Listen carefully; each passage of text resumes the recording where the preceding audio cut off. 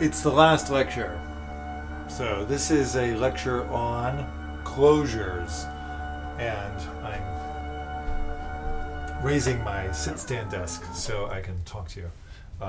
Okay, so what I want to do is talk about closures. Closures are the way that Scala supports nested functions, and it's particularly important when the lifetimes of the functions aren't nested the way that the functions are. Okay, so this applies to static scope, which I'll get back to in a later lecture. But let's just talk about this idea. Okay, so here's an example in pick your language that has an auxiliary function to compute a factorial.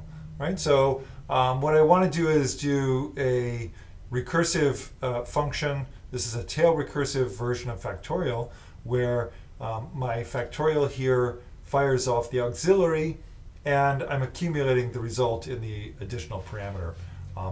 Having an auxiliary function like this at top level is kind of annoying because there's really no reason for it to be at top level. It's only really there to serve as a helper function for factorial. So it'd be nicer to actually put it sort of on the inside of the factorial function.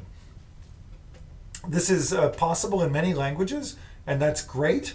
And so here we go. We can just shove it on the inside of the factorial function, and that'll work out just great. Just to point out, C itself does not allow this.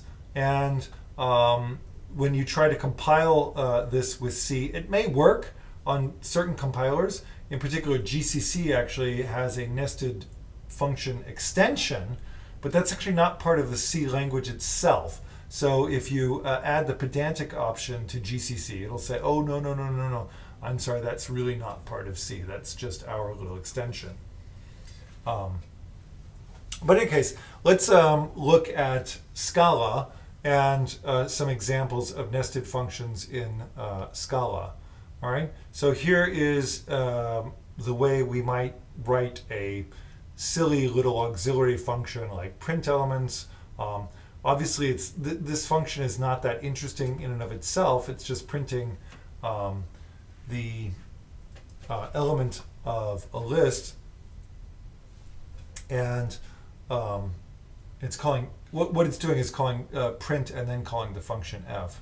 So this is helping you when you debug a list. It's just printing out the element before it actually runs the function. Okay, but a little function like this, it makes no sense. So we might as well just nest it as an interior function, and therefore we don't have to have that as a top-level declaration. This function is fully parameterized. So what does that mean? Every variable that I mention in the function is here as a parameter, mentioned as a parameter. So obviously, if we can do it this way, we can also make it an anonymous function. And just to point out that anonymous functions are another kind of nested function. So they occur inside of other scopes. So we like these things because we can use anonymous functions. They can help read things more clearly. But there's actually a more compelling reason, which is that we can actually access the variables from the enclosing context. So here's two different versions of fold right. So the first version of fold right here is defined directly. The second one uses an auxiliary. Okay, so here, one of the things that's kind of annoying about fold right is that we have to carry around E and F everywhere, but they never change. They're just the same E and F. It's like, it's so boring and sad. So anyway, here is a version of fold right which doesn't drag them around, but instead actually just refers to E and F from the enclosing context. All right. So this can be, a little bit of brevity to avoid duplicating things and so on and so forth. All right. So this is an additional use of nested functions, but it's not immediately obvious how you implement this. Normally, when we have a function, we refer to the parameters in local variables, and those are clearly defined, by the function itself. So here in this version, I know where xs is, I know where e is, I know where f is. These are parameters to my function, and therefore I can put them in defined areas of memory.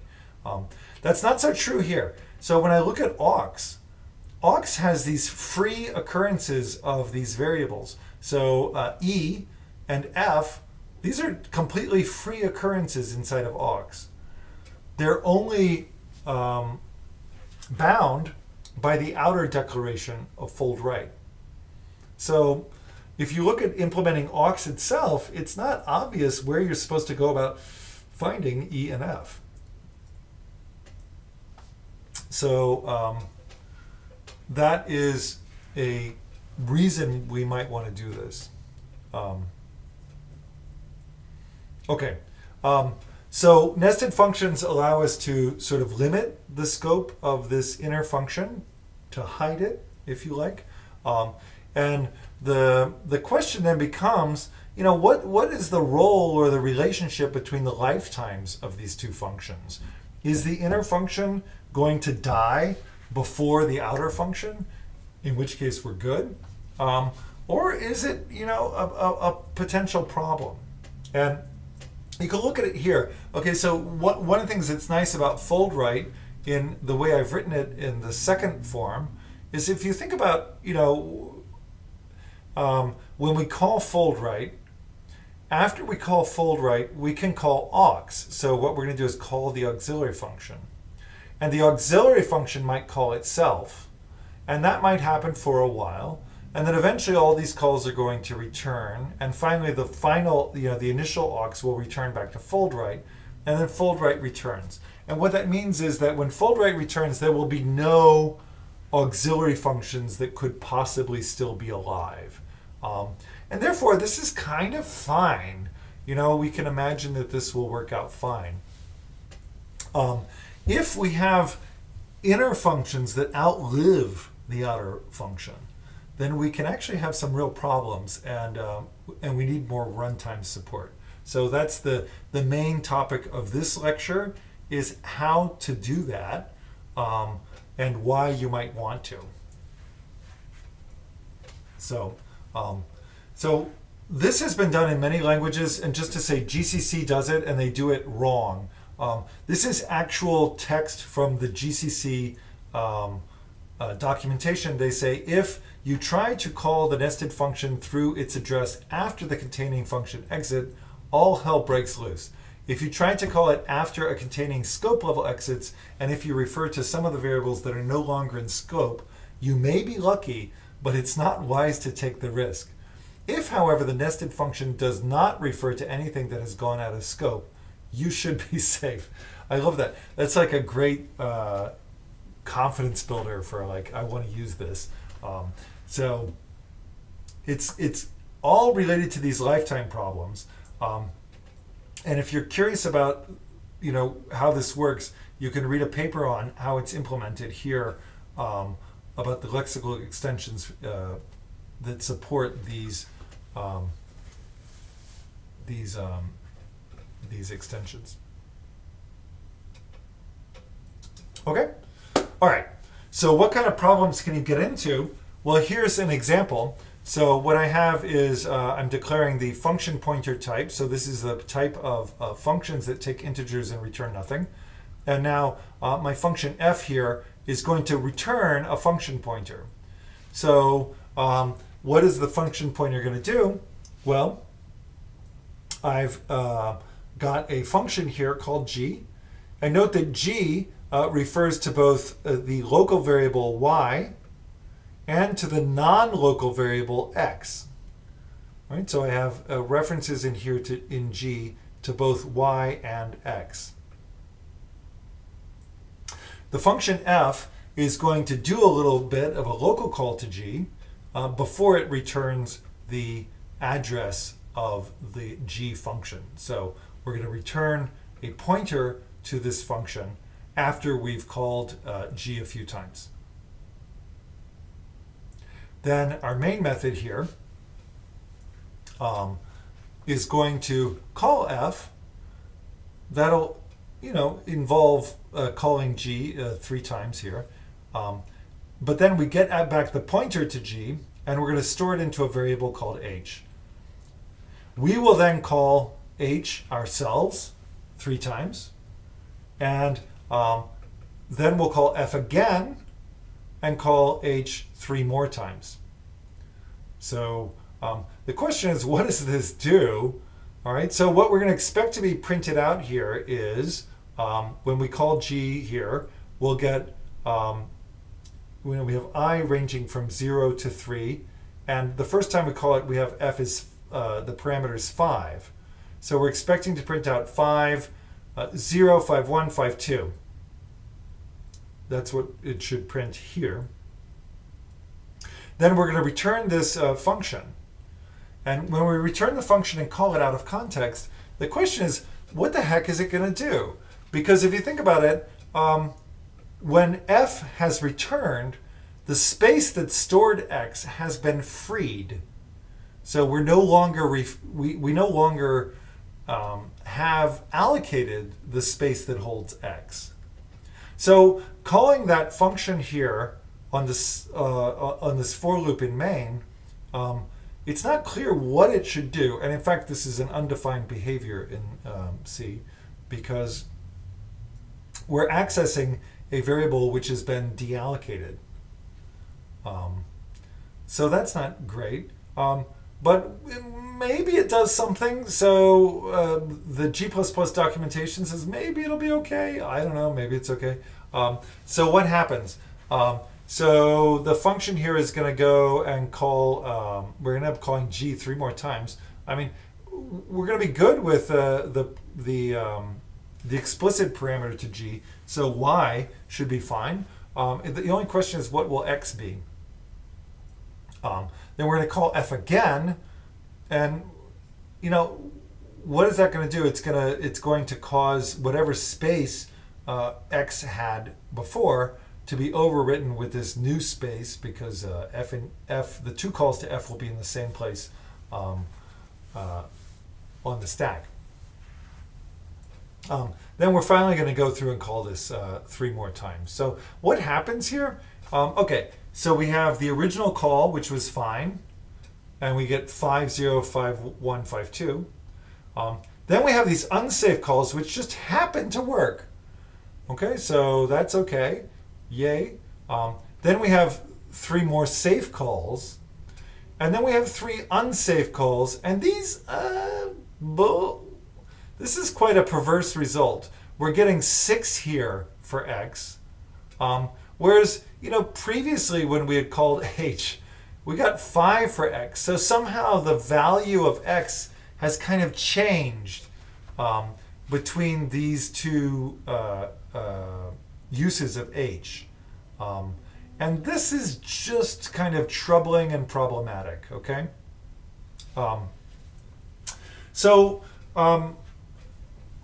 This issue with GCC has been addressed in subsequent changes to the language. So Apple, in particular, was interested in providing concurrency primitives that were useful for application programmers, so they could use multi-core processors. So when they came up with their version of macOS in 2009, they added the blocks extension to C, and that's since been adopted by the language. So you can find that in the Clang and LLVM implementations. And the syntax there, it's kind of vaguely similar to the use of function pointers. Let me see if I can find an example. Yeah, here. Instead of using the star notation, they use the caret notation. All right, so this is a block that takes an integer and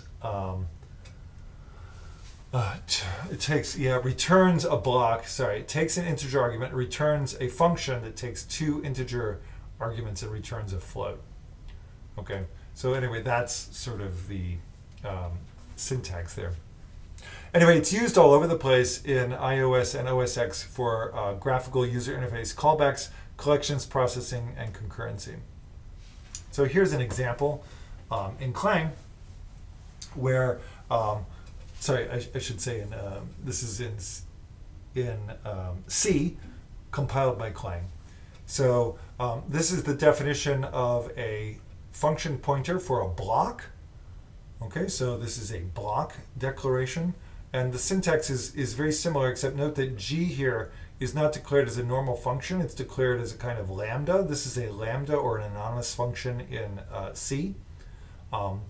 When we want to use G after it has been used, we must explicitly move it around.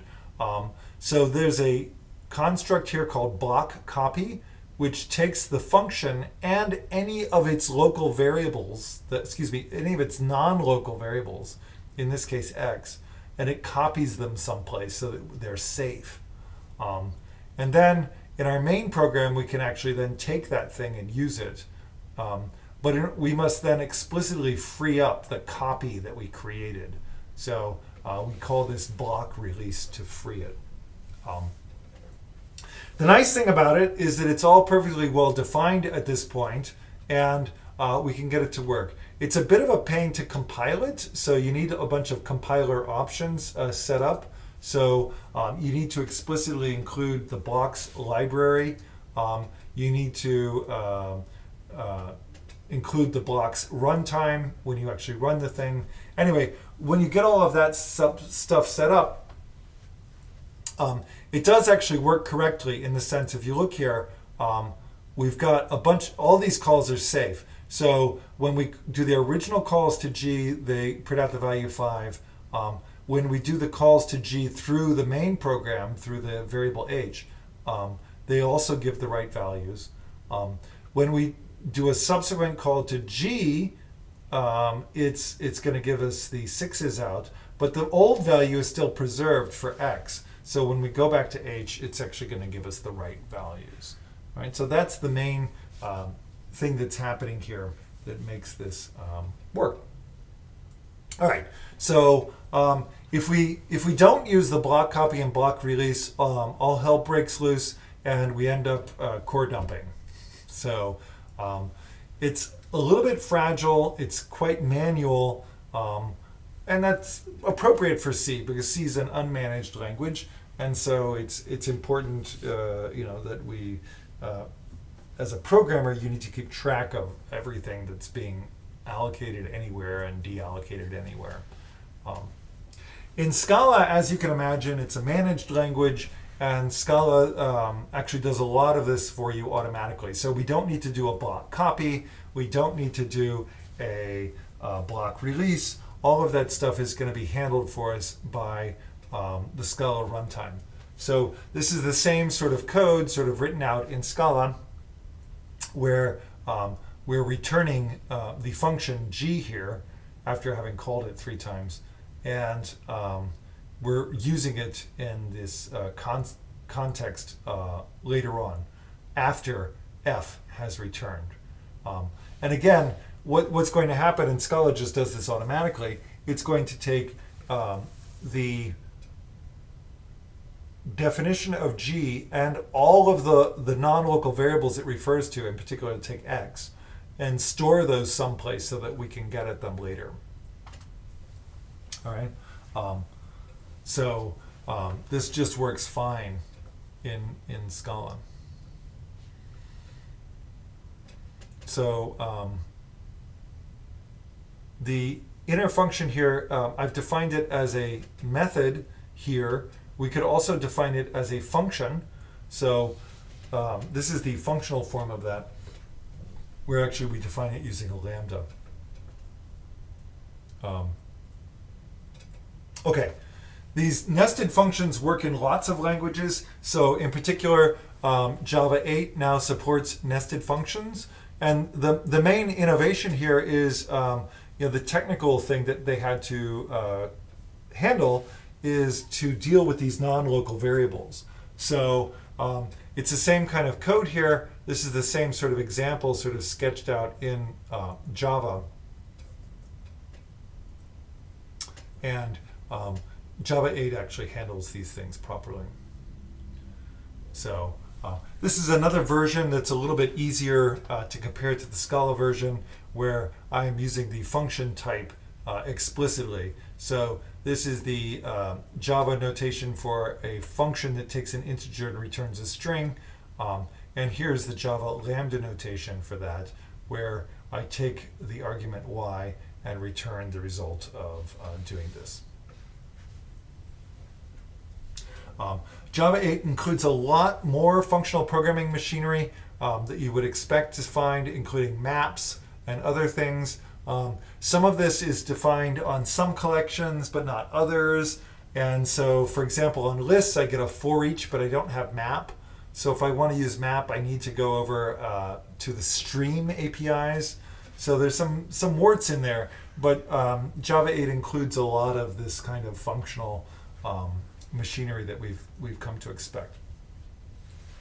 Okay, so that's the basic idea of, or motivation, if you like, about closures. So the technique for handling these kind of scope issues is the technique that we're going to use is that is used is called a closure. All right. So what's the problem here? The problem is we have an outer function. The outer function returns a reference to a nested inner function, and then the nested inner function is then used later. Okay, so the basic sort of problematic scenario is where the inner function outlives the outer function. So the inner function lives longer. And that's an issue because the storage for the outer function is going to be released. So that means we have to create our own copy of that storage for the inner function so that the inner function has a meaningful interpretation. So in particular, in this example, we have an activation record that contains x, and then the inner function uses that x, and the lifetime of the outer activation ends, and therefore when we call the inner function, we're like, where's x? So we have to move it someplace. So the place we move it is called a closure. The closure stores the inner function and its environment, and this environment includes the necessary variables from the enclosing scope. Okay, the nice thing about this is now, because we put them together in a closure, the lifetime of the environment and the lifetime of the function will vary together. So they'll live and die together, which is what we want. And the way this works is that instead of allocating these local variables on the stack, as is normal with a function activation, we actually take them off the stack and put them onto the heap in an object that can have a lifetime that varies. So this is a very important concept. It's used in many languages, and it has slightly different implementations in different languages. But the basic thing that we always have to worry about is, okay, so we're taking a local variable that was in a stack frame, and we're copying that into something that's going to survive. And what do we copy? Do we copy all of the data, or can we somehow share the data that we had? So do we need to manage this by copying a value or by copying a reference? So, okay, I think it'll make sense when you see this in context. So, all right, the basic idea here's an example. We have our outer function and our inner function. So the outer function has the local variable x, which we are using in our inner function. And so what we're going to need to have in our closure is a reference to the code. So we need to know where to find a code for this definition. And we also need a copy of the variable x. If x, as long as x is not mutable, that's fine. We can just take the value x and copy it over here, and we know it's never going to change anyway. So that's the nice thing about immutable things, is you can just copy them around. Okay, so What do we do in a case like this, though, where we have a mutable variable? Well, in this case, we have a little bit of a problem. So the closure is going to have, a pointer to the code. It's going to have a copy of x. If we put in a copy of u, then we have to wonder, well, what happens when u changes? Do we get a fresh copy? What happens? So the way this works in different languages is different. So in Java, this is just forbidden. So you can't do this in Java. In Scala, you can, and the compiler does some fancy stuff to make it happen. So in Java, the rule is you just can't do this. So anything that appears in an inner function must be immutable. Whereas in Scala, it is possible to actually share that variable. All right. So what happens then is that in Scala, the closure contains a pointer to the inner function, a copy of the local variable x, and then a reference to a shared version of u, which has been pushed onto the heap. So what that means is that the code here has to change both for the outer function and for the inner function, and u is actually moved out of the stack. So you can sort of see this by looking at the code compiled by Scala. And in this part of the talk, I'm going to actually look at Scala 2.11, which is the version of Scala before Java had lambdas introduced to it. It was a little more obvious in that version of Scala what was happening. So just by way of explication, I'm going to show you this stuff. So, all right, so here's our standard sort of closure. The closure has an outer function with parameter x and an inner function with parameter y. And the inner function uses both x and y. So when I compile this code, what do I get? And it turns out that in Scala 2.11, you get 4 different classes produced by this. All right, so what are these 4 classes and what are they doing here? Sorry, 3 classes. Sorry, the one is the source file. We get three classes here. And to sort of see what these are doing, we can decompile them to see, what's in these different files. So the closure contains just the outer function. So that is the one function that's defined for the closure class. And that kind of makes sense. We would expect it to just have the one method. What's in closure $anon $outer $1? In that class, that's actually the implementation of the inner class. Okay, excuse me, the inner function. So the inner function is sitting there inside of closure $anon outer $1.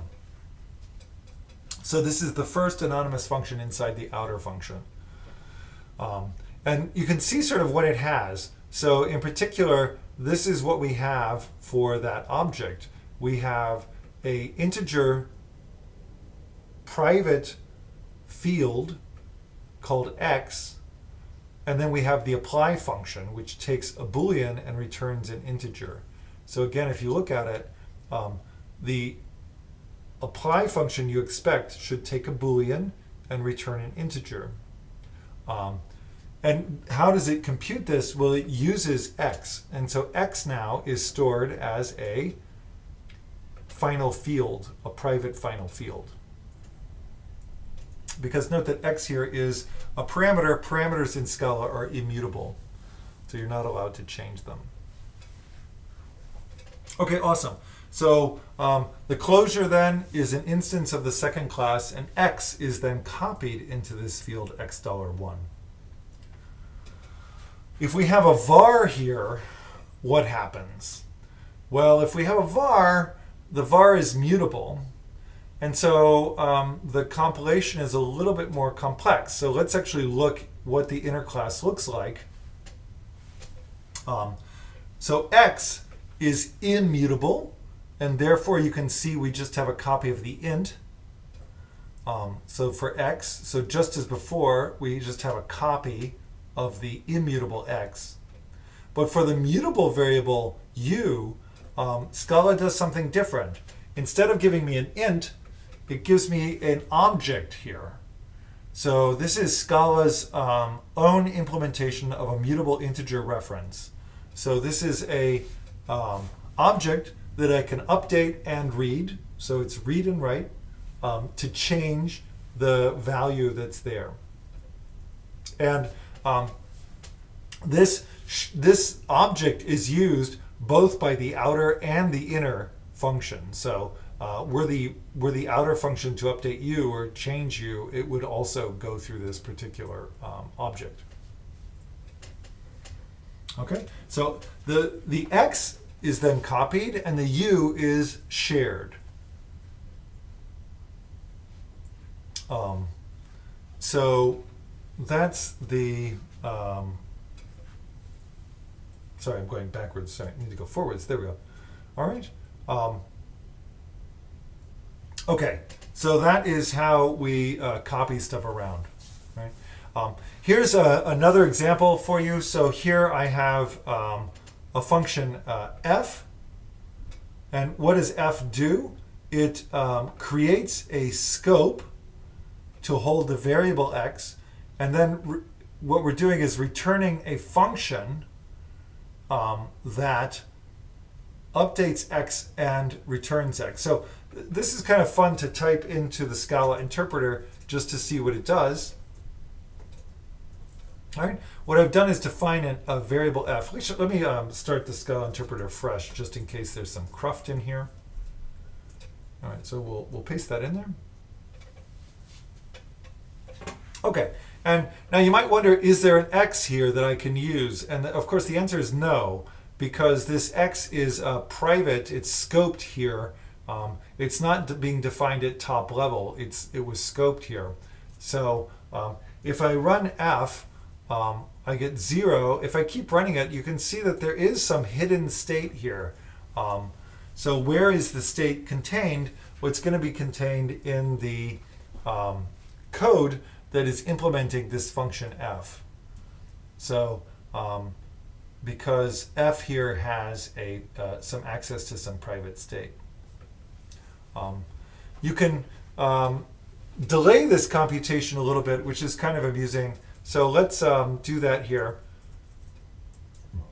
So that's the definition I had for f. Let's delay this just a little bit so that